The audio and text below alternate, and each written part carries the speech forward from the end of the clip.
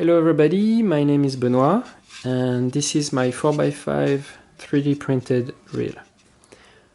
And I wanted to just show you how to load it.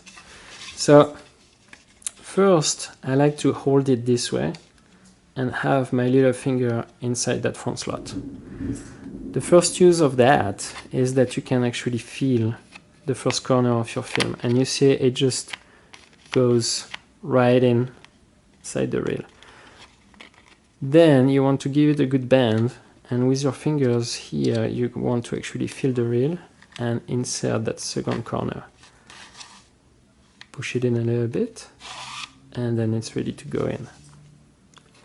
The other thing about having your finger inside that slot is that if you have film in it, you are going to actually feel it. And like that you can avoid to load two sheets inside one of the holes.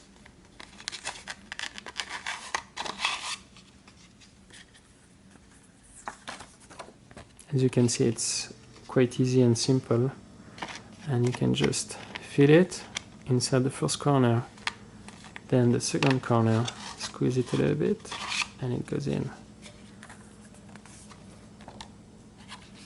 The reel takes 6 sheets of 4x5, so that's pretty nice. And if you use it with my processor, you'll be able to save a good bit on the chemicals, because like in a Paterson tree reel, you will only need between 400 and 500 milliliters, which is quite a saving. So here it is, and you can see if you have your finger here, you can feel the film at each time.